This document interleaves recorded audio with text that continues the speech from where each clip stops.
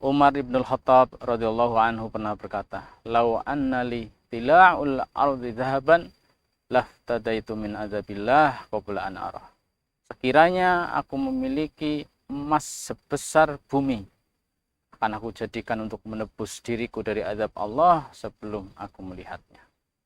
Kesempatan bagi kita untuk mengamankan diri kita dari azab Allah dengan harta yang kita miliki, silahkan bisa diinfakkan di proyek pembangunan Pondok Pesantren Tahfidzul Quran Nailul Majid Temugiring, Banteran, Wangon, Banyumas. A'udzu billahi minasyaitonir Kehendak rajim. itu ada dua. Ya. Kehendak itu ada dua macam.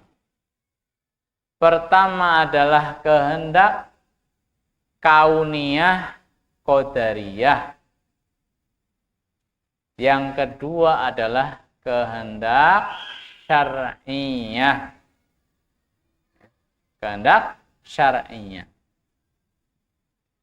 Yang pertama kehendak kauniyah, qadariyah. Yang kedua kehendak apa? Syar'iyah, diniyah. Ini beda. Kehendak kauniyah itu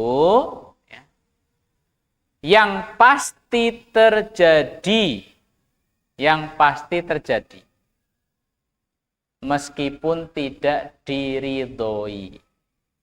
Nah, pokoknya segala yang terjadi, mau apik, mau elek, ya, kalau terjadi itu namanya kehendak kauniyah.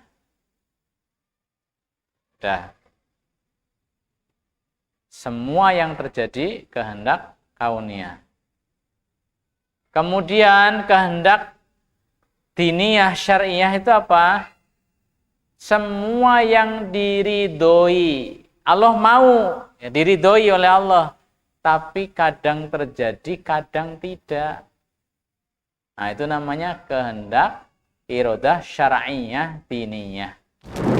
Memilih tempat pendidikan untuk anak kita di pesantren adalah pilihan yang sangat tepat. Kenapa? Karena hari ini mereka saat ada di rumah susah sekali dipisahkan dengan HP. Dan kita tahu bahwa alat tersebut lebih banyak merusak daripada memberi manfaat. Alhamdulillah di negeri ini bertebaran pesantren-pesantren, ma'had-ma'had. Kita bisa memilih ma'had pesantren terbaik untuk anak kita.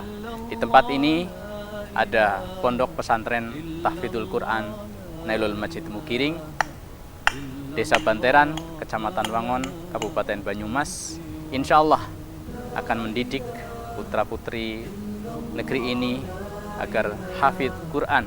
Tidak sekedar hafal Al-Quran, tapi bagaimana nilai-nilai Al-Quran mereka aplikasikan dalam kehidupan sehari-harinya. Silahkan bergabung bersama kami. Ahlan wa sahlan. Kehendak iradah syar'iyah diniyah. Allah mau, Allah pasti ridho, tapi kadang terjadi, kadang tidak terjadi. Sudah? Nah, ini harus dibedakan. Allah menghendaki semua orang beriman. Ternyata ada yang beriman, ada yang tidak beriman. Berarti ini kehendak apa? Syar'iyah. Itu berarti kehendak syar'iyah. Artinya kalau terjadi, Allah pasti ridho. Kemudian, contoh kehendak kauniyah. Ada maling, ada pemabok, gitu ya. Ada. Kalau memang ada, ya, atas kehendak Allah, bukan atas kehendak Allah. Tapi ini jelek. Ya, meskipun jelek itu atas kehendak Allah. Buktinya apa? Terjadi. Gitu. Buktinya terjadi. Kalau Allah tidak menghendaki, pasti tidak terjadi. Kalau Allah tidak menghendaki di kampung itu ada maling, tidak akan terjadi. Tapi kalau ternyata di situ ada maling, berarti Allah menghendaki. Tapi menghendakinya di sini bukan berarti diridhoi. Karena apa? Di sini kehendak kauniyah qadariyah. أنفسكم ولكم فيها ما تدعون